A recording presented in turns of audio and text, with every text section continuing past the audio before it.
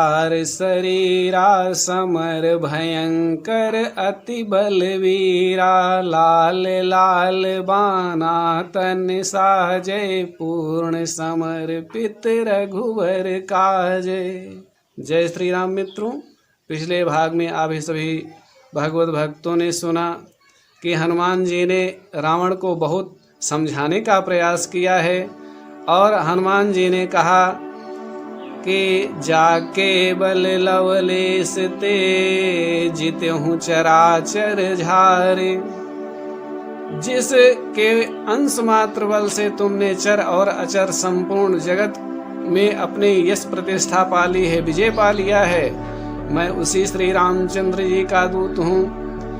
और राम विमुख जो होता है उसको ब्रह्मा विष्णु भी नहीं बचा सकते हैं, यह सत्य बात मेरी मान। रावण ने कहा कि बोला बिहसी महा अभिमानी, मिला हमहि कपि गुरु बड़ ज्ञानी। ये बंदर तो गुरु के समान मुझको उपदेश देने लगा है और यह अपनी आई हुई मृत्यु को सामने नहीं देखता है। और जैसे ही आदेश किया कि इसको मृत्यु दंड दिया जाए, उतने में विभीषण जी आते हैं और इधर भगवान श्री रामचंद्र जी की भौहें टेढ़ी हो जाती हैं, सरस्वती माता प्रकट होती हैं और सरस्वती माता को श्री रामचंद्र जी इशारे में सब समझा देते हैं और शीघ्र ही माता सरस्वती ही रावण के सिर पर बैठ जाती हैं। और इधर क्या होता है कि इधर विभीषण जी कहते हैं कि आनुदंड कछ करिए गोसाई। और जब ऐसा सुना रावण ने तो कहा अंग भंग कर पठइए बंदर, तो इसका अंग भंग करके भेजा जाए। तो सभी लोगों ने कहा ये तो बहुत सुंदर बात है, क्योंकि रावण ने कहा कि अभी इसने कहा कि सबके देह परम प्रिय स्वामी, सभी का देह बहुत प्रिय होता है, तो इसका भी जो है लगता है इसको भी अपना शरीर प्रिय होगा, इसलिए इसको शीघ्र ही इसका अंग भंग कर दिया जाए। तो सभी अनुचरों ने कहा कि कपि के ममता पूछ पर, सबहि कहल समुझाए, तेल बोरी पट बांध पुनि, पावक देहु लगाए। सभी इनके मंत्रियों ने कहा कि शीघ्र ही इसकी पूंछ को जला दो, क्योंकि बंदर की पूंछ उसको बहुत प्रिय होती है। तो यह अपनी समाज में जैसे जाएगा तो इसकी बेइज्जती होगी, हंसी उड़ाई जाएगी, अपमानित होगा, इसलिए इसकी पूंछ ही इसकी जला दिया जाए। और ऐसा जब रावण ने सुना तो कहा ठीक है, इसकी पूंछ में ही आग लगा दो। तो हनुमान जी मुस्कुराए और यह सोचा कि माता सरस्वती मानो मेरे अनुकूल हो गई हैं। तो इस समय हनुमान जी ने भगवान को धन्यवाद दिया, कहा हे प्रभु आपने बहुत सुंदर कार्य किया है। और इधर निशाचरों ने क्या किया कि जातु धान सुनि रावण बचना, लागय रचय मूढ़ सोई रचना। तो रावण की वाणी को सुन करके वे रचना करने लगे, अर्थात पूंछ में भीगे हुए तेल से वस्त्र को लपेटने लगे हैं। और इधर हनुमान जी ने क्या किया है कि रहा न नगर बसन घृत तेला, बाढ़ी पूंछ कीन्ह कपि खेला। हनुमान जी ने अपनी इतनी पूंछ बढ़ाई, इतनी पूंछ बढ़ाई कि सारी लंका नगरी में जितने वस्त्र थे वे सब हनुमान जी की पूंछ में ही सिमट गए। और तेल ला ला करके डालते हैं तो तेल भी खत्म हो गया, तेल डालडा घी जो भी था वो सब खत्म हो गया। तो कौतुक कहा आए पुरवासी, यह तमाशा देखने के लिए गांव उस नगर से आए सभी और देखने के लिए कि ये बंदर कैसा है कि जिसके पूंछ में इतना वस्त्र लग गया और इतनी जो है इतना तेल खत्म हो गया। तो आकर के उस वानर वीर को देखते हैं, हनुमान जी को देखते हैं तो कौतुक कहा आए पुरवासी, मारहि चरण करहि बहु हासी। लात मारते हैं, हंसी उड़ाते हैं। हनुमान जी तो संत हैं, कहते हैं इसकी कोई बात नहीं है, आज तुम हंस लो, अभी रोना पड़ेगा, क्योंकि सुख के बाद दुख आता है। तो ऐसा हनुमान जी ने मन में सोचा। बाजहि ढोल देहि सब तारी, ढोल बजाते हैं और ताली पीटते हैं। नगर फेरी पुनि पूछ प्रजारी, और हनुमान जी को नगर में घुमाया गया और घुमा करके पूंछ में आग लगा दी।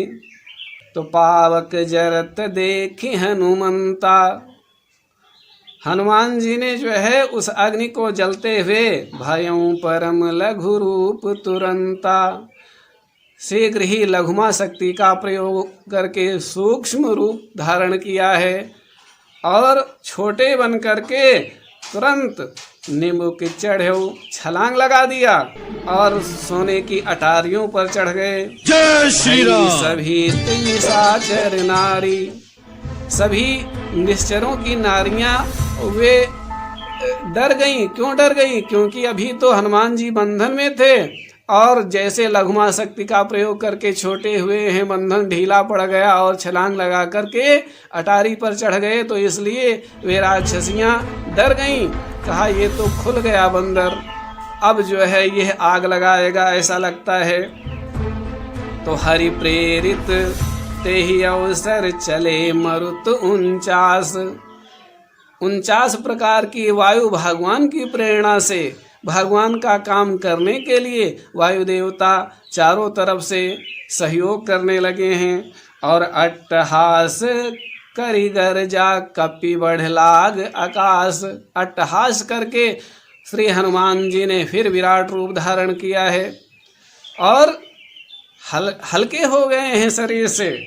लिखा है कि देह विशाल परम हरुआई, उनका शरीर तो विशाल है लेकिन हल्के बहुत हैं। मंदिर ते मंदिर चढ़ी धाई, एक मंदिर से दूसरे मंदिर, मंदिर का अर्थ यहाँ है लंका में कोई मंदिर नहीं था लेकिन पाषाण आदि के बने हुए महल, और अब जब सामने स्वयं हनुमान जी हैं तो वो मंदिर के समान पवित्र ही हो गया है। इसलिए हर एक भवनों को जलाने के लिए एक अटारियों से दूसरे अटारियों पर जा रहे हैं।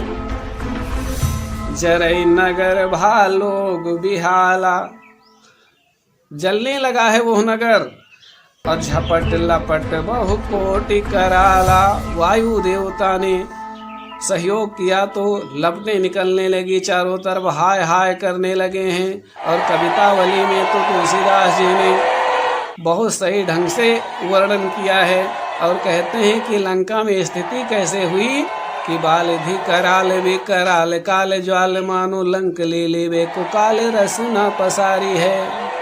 ऐसा लगता है काल अपनी जीभा को खोल करके इस लंका नगरी को निगल जाना चाहता है। इस तरीके से विकराल ज्वाल पैदा हो गया है। और नारियां कहती हैं कि हम जो कहा या कपि नहीं होई, बानर रूप धरे सुर कोई। हमें लगता है कोई देवता ही यहाँ आ गया है, वानर के रूप में ये बंदर नहीं था, ऐसा लगता है। तो अब इस समय मुझको कष्ट से कौन बचाए। हाय हाय करके माता पिता सब पुकार रहे हैं, अपने बेटे को पुकार रहे हैं, कोई अपनी पत्नी को पुकार रहा है, कोई कहता भागो भागो, लड़कों बच्चों को लेकर के भागो, सभी घर से निकलो जल्दी से। तो इस तरीके से हाहाकार मचा हुआ है लंका नगरी में। और साधु अवज्ञा कर फल ऐसा, जरई नगर अनाथ कर जैसा। तो साधु की अवज्ञा, संत महात्मा की अवज्ञा नहीं करनी चाहिए। हनुमान जी संत महात्मा के समान हैं, उन्होंने बहुत समझाया था कि राख को सकई राम कर द्रोही, शिव समान विष्णु अज तोहि। ब्रह्मा विष्णु महेश भी नहीं बचा सकते हैं राम का द्रोही, हे रावण तू संभल जा, लेकिन बुद्धि में बात ये नहीं आई। इसलिए लिखा है कि जारा नगर निमिष एक माही, एक क्षण में ही सारी लंका नगरी को जला दिया। एक विभीषण कर ग्रह नाई, सारी लंका नगरी को जला दिया। और एक विभीषण जी का ही घर बचा था।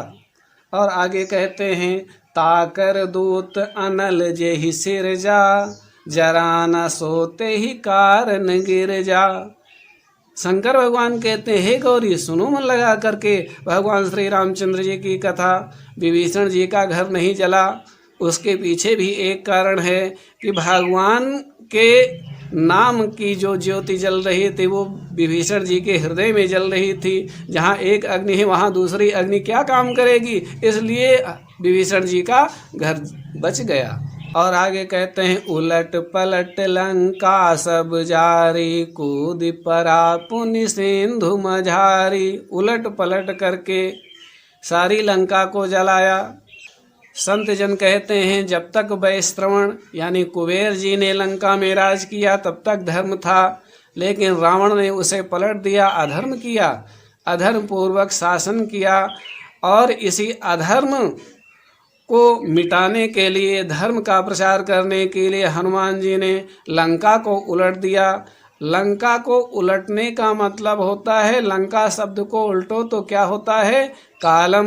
गीता में भगवान कहते हैं, कालम कालयतामहम, मैं कालों में बढ़ा हुआ महाकाल हूँ।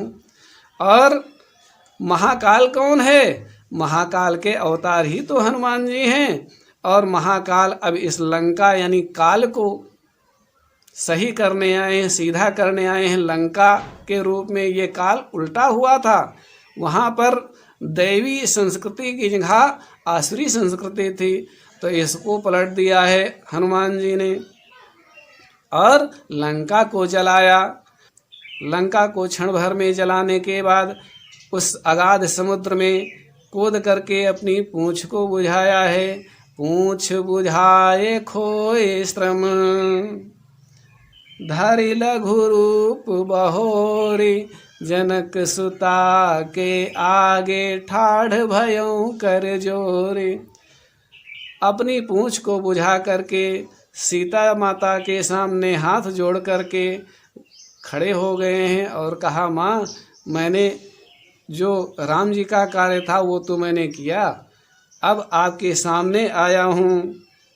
मातु मोहि दीजय कछु चीन्हा, जैसे रघुनायक मोहि दीन्हा। रामचंद्र जी ने जैसे मुझे पहचान दी थी आपके पास, वैसे आप भी मुझे कुछ चिन्ह दीजिए ताकि मैं श्री रामचंद्र जी के सामने प्रमाण रख सकूं कि मैंने माता सीता जी का पता लगा लिया है।